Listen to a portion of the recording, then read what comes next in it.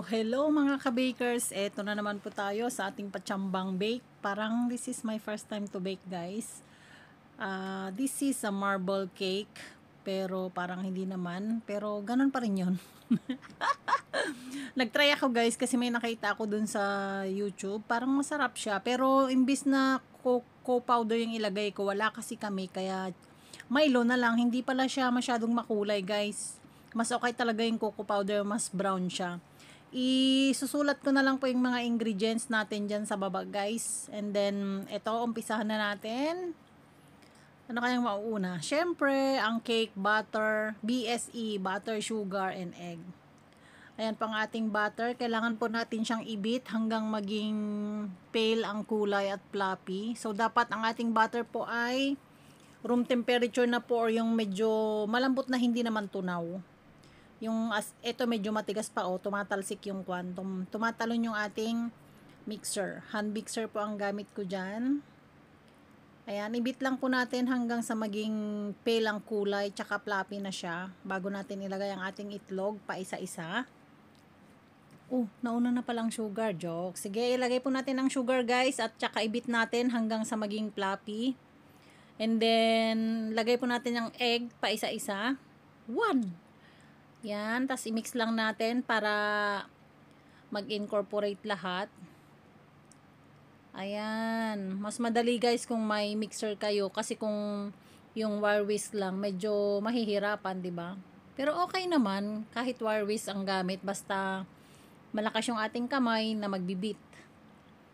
Madali lang naman pala to, mga kapatid, kaya gusto ko pong matuto talaga noon pa man dahil wala akong alam sa baking, kaya nag-aral din ako kaya alam ko na rin po yung basic. BSE, tandaan nyo yan, guys. BSE, butter, sugar, egg. Yan ang laging una sa ating cake. Depende na lang kung anong klaseng cake, 'di ba? Na walang butter, yung iba walang sugar. Depende na lang din po. Ayan, i-mix lang po natin hanggang sa mag-mix po lahat. Kailangan may script natin yung side, guys, kasi lumiligwak-ligwak doon. Lalo na pag malakas yung ating tawag nito. Naglagay po tayo ng oil dyan. 1 tablespoon of olive oil, corn oil, kahit anong oil na meron kayo pwede po.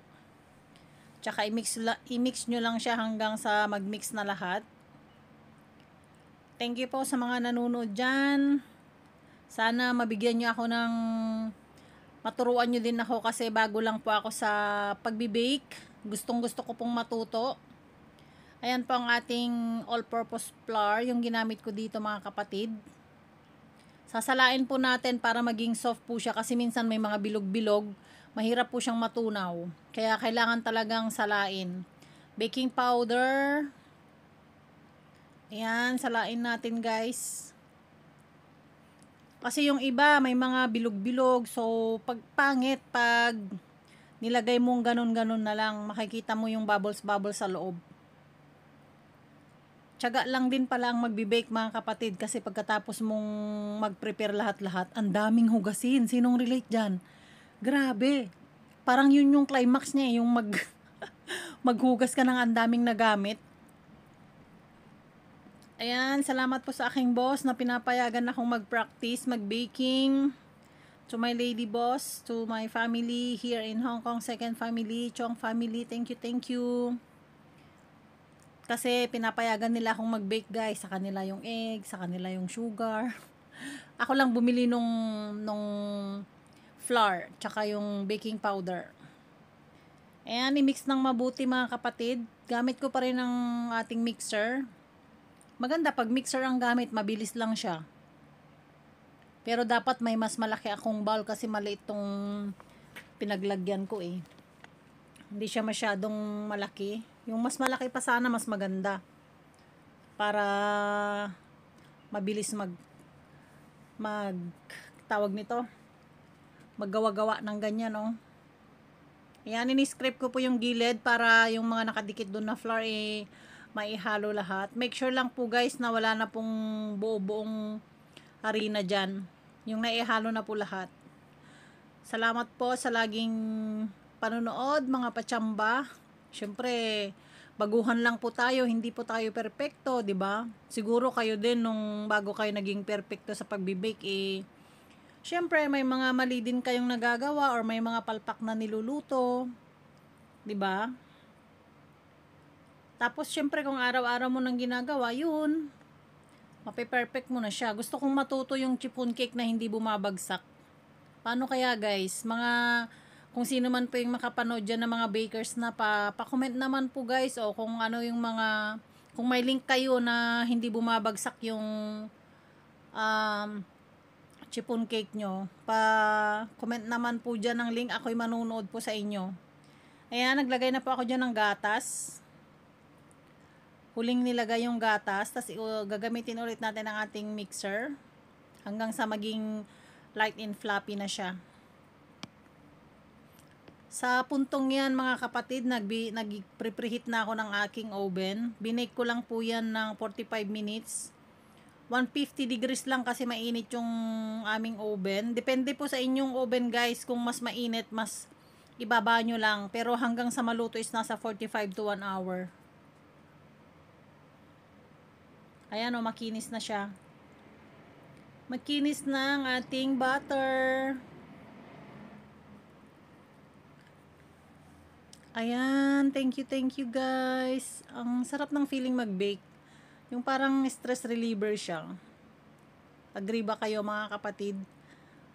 Agree ba kayo na stress reliever ang pagbi-bake?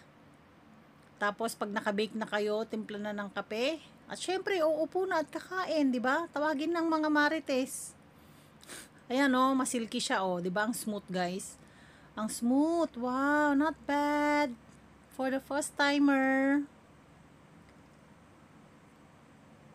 Ito yung cake na diretso na lahat yung itlog, hindi na siya gumawa ng maring.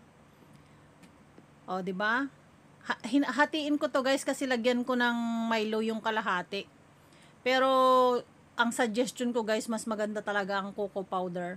Kasi ang Milo hindi siya makulay. Tas wag mo nang ilalabas guys kasi nanigas na yan sa akin. Oh, yan oh. Yan pala yung mali. Dapat hindi ko pa nilabas dun sa garapon kasi naninigas pala ang Milo. Pinagsabay-sabay ko kasing nilabas kanina nung nagsukat ako ng ingredients. At dapat tinunaw ko pa sa mainit na tubig. O, di ba? Lesson to learn, guys. Daming natututunan talaga pag mga first timer. Dapat tinunaw ko pala kahit sa konting tubig lang para madali siyang natunaw doon. Yan o, parang walang kulay, di ba? Nagdagdag pa nga ako dyan, guys. Hindi, ewan ko lang kung naipakita ko sa video. Nagdagdag talaga ako dyan ng mga kalahating cup pa. Kasi walang kulay eh.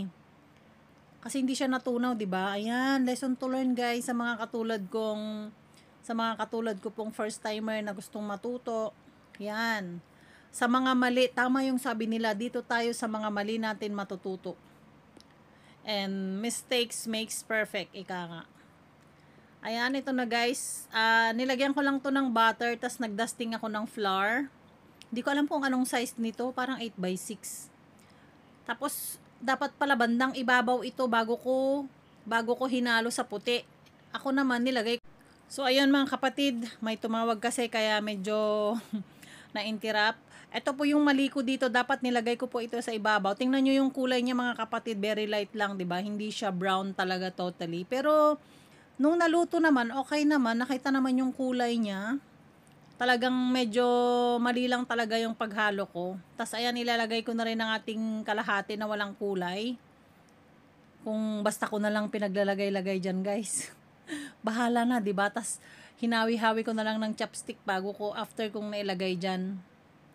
Ayan. So, ang pagdidekorasyon, kailangan din nating matutunan. Kailangan ko ring matutunan kasi hindi rin ako marunong mga kapatid.